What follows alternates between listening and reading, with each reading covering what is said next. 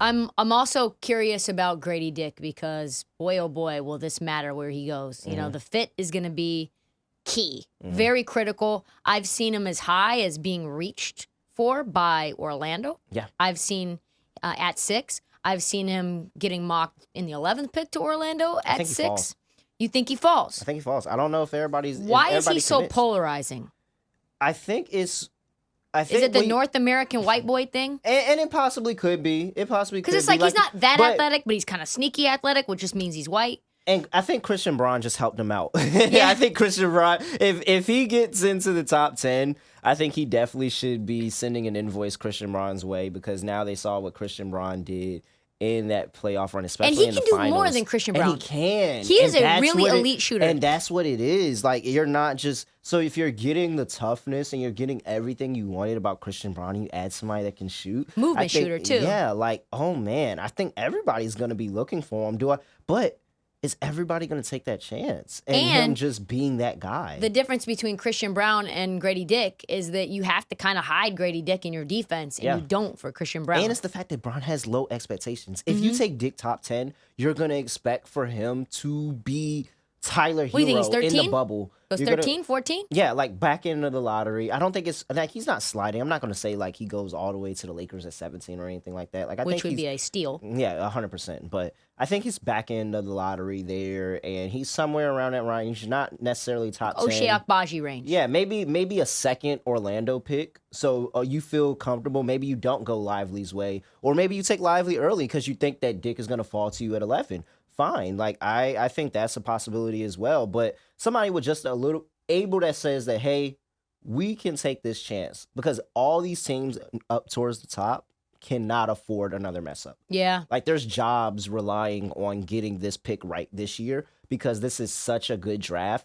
And there's going to be busts. Like, there's going to be busts in the top 10, people. 100%. There's going to be 2, maybe 3.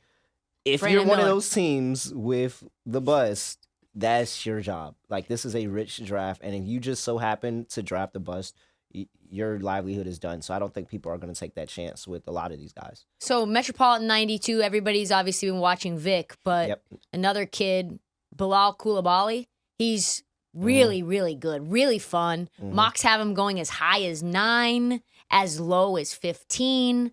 There's been some hype around Sacramento trying to move up to try to get him. I think Vivek Ranadive, the owner of the Kings, went to his game. A lot of people were like, why would he go see Vic in France? A lot of people think it was for Bilal. Like, what do you think he could be? Is he the most, like, I guess, mystery I player? think he's the person that somebody trades up, and they're like, oh, they're trading up. They're going to get, Yeah. Who? Like, that's really what it's going to be. And I think, when you come... Kind of like Ousmane Dieng was last year with OKC. Yes, exactly. Where it's like, you go in and you draft that guy, like who... And it's the guy that's not on everybody's radar, but it's because Big Vic is just so polarizing. Nobody pays attention to the other guys around that team. Like, as good as he is, he was not the reason why they won games, like a bunch of games. Like, it's everybody else that came and helped them out. And so, especially when they came over here, I think it was Las Vegas, and they played against G League Ignite. Like, that was a chance for a lot of people to open their eyes. So, I think he's one of those guys that can go kind of a trade. Maybe a Kings team does trade up and go get him, or somebody else does trade up and go get him. And everybody's like, oh, scratching their head. And then you look 2-3 years down the line and you're like, that was a really, really great trade. And the Hawks have the 15th pick. That would be interesting. I think the Hawks could be. We'll see. They traded away a lot of picks for DeJounte Murray, but they ought to get this one right. Trae Young could be out the door. And I'm waiting for something big to happen between now and Thursday, maybe even on Thursday. I'm waiting for something big. I don't know what it is. But it just feels like the Bradley Beal thing was a tease. That was the tease move. Draymond Green not taking his player option. That was a tease move. But it feels like something big is around the corner where you're going to have a star move for a pick, and some team is going to buy into the youth movement or just changing that team around. And Quinn Snyder, who, the Hawks are not afraid to make changes because I don't think I can remember a coach coming in middle of the season, coaching, full-on coaching mid-season. Now he has an off-season to kind of plan things out. Does he want Trae Young around? Is that the fit? I know we talked about a lot of mock situations, and I mean, the Lakers do have 17. Yeah. And 17 is still a valuable pick in this draft. So could there be a situation where somebody anywhere says that, hey, we're going to take Trae Young and we'll give you one of our first round picks? You think Trae Young only gets one first round pick? I mean, it's going to be one of many. Like, they're going to get a haul for him, but a pick in this draft is 100% going to come. So is it going to be Trae Young? No, I'm not saying it's going to be Trae Young, but I think there is a possibility that a star from somebody somewhere moves prior to the draft and gives somebody like a player like anybody we talked through this lottery, because this is a rich draft, and I think the owners and the GMs and everybody in basketball sees it and says, hey, we may not have like a superstar, but we're going to have some really, really good players that are going to help us compete for championships in the future. Yeah, and we saw with Denver, role players, especially role players that can play defense, are so critical. If you've got two guys, one obviously that's a big man that can pass like Jokic and a secondary scorer like Jamal Murray, what you need is to fill in the gaps. What's up with Taylor Hendricks? Like, what's up with him? I think he's... Because no one is talking about him, but he's mocked in every top 10. He's going to be in the top 10. He's going to be in the top 10. Is he not the least talked about top 10 player? It's either him or Walker. Yeah. I think it's either him or Walker. I think those are the two guys that people kind of like. I don't know what this guy looks like, but I heard he's a really good basketball player, so we're just going to go ahead and go with that. But Hendricks is interesting because I think he kind of fits the mold. And he's going to be one of those guys that you're going to take him in the top 10 and you're going to understand that he might not be a starter for you, but he's going to be a very, very good bench piece. And I think that's why I'm like, there's so much trade potential here, because if you're a contender, like, you want somebody in this draft just to fill out that bench. Like, imagine if Phoenix had some type of trade capital. Yeah. And they're sitting there saying, man, we would like a Taylor Hendricks. We would like anybody to come play on the bench for us. Like, there's so many. Denver. So the funny thing about the parade with Denver is that Mike Malone said Bruce B is coming back. No, he's not, though, right? But if Bruce Brown went back, I would probably say that his age, I would never sign with his agent if Bruce Brown signed another deal with the Denver Nuggets. Because the amount that Bruce Brown can get on the open market is probably probably that this deal was a terrible double. one. Yes. They said this deal was a terrible deal, and he should have never signed it. Now, hindsight looks amazing because he has a ring, and now he's going to command so much.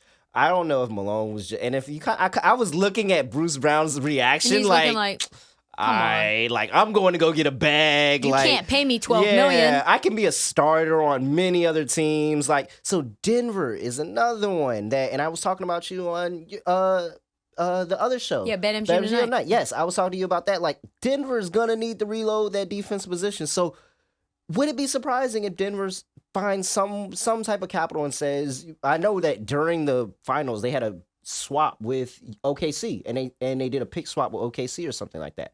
Like, Denver could move up and be trying to go on to the next level and saying, hey, we're going to take one of these top 15 guys and we're going to make them our 6-man, 7-man. You give that OKC pick, you give your pick, and you try to move up into the top 15.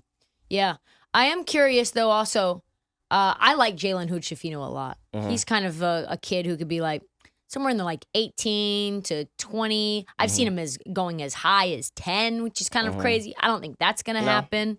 But he's 6'6". He can play good defense. He can do a bunch of different things. High IQ. Does a lot of interesting training and conditioning that shows me that he cares about his body mechanics, like his hip mobility is insane, which I think is really important for basketball players at this next level with this modern NBA. Like, where do you think he goes? I think and this is another one where, like, would this be a Warrior? Like, would this be a Warriors pick? It feels like it could be a Warriors pick, and we need some type of defense on the road. Yeah, like literally, we get rid of Jordan Poole and we add in Hood-Schifino. and you get a defender, and then if you're Steve Kerr and the Warriors, you feel comfortable about anybody's offense and saying we can get the best out of anybody on offense. Like, we can get something out of everybody. Even Gary Dick in the second, like, he wasn't known highly for his offense. It was really just the defensive side of ball. But you look at him on Golden State, and he has games where he can get it going from three, where he can move off ball, and the off ball movement, you have to be willing to move off ball. And if you're not able to do that, if you're not conditioned, and that's what I think I like about him is that fact that he is conditioned because that's like what Steve Kerr does the entire workout. Yep. Anthony Edwards. Remember what Anthony Edwards said about his Steve Kerr workout and was like, oh, I did all this running. He was like, oh, you're tired already? Steph does this like for a warm-up. Like, you're really tired? Like, I know he's doing that with every player, not just Anthony Edwards. So I think that it could be a Warriors. If Warriors don't trade up and go make like a splash play, they could go for somebody, a safe option like that, come off the bench. You don't need stardom. You have stardom in Golden State. You just need somebody to come off the bench and play defense. And guess what? If Draymond Green really is gone, I don't think he's gone. I think they keep him. I think he comes back. I think it was just something to give the Warriors more flexibility to make this a championship roster because Draymond's a team player. Yeah, it takes like less that. now. Draymond's a team player. Like everybody wants to make it seem like Draymond's only out for himself. He's really a team player. He could be 15 this year, 20 the next year, 40 the year after that. I truly believe contracts are a figment of imagination. Like especially more in the NFL than the NBA, but definitely in the NBA when it comes to these player options and just saying, all right, we're going to decline this player option, but we're still going to re-sign you. We're going to re-sign you for less money.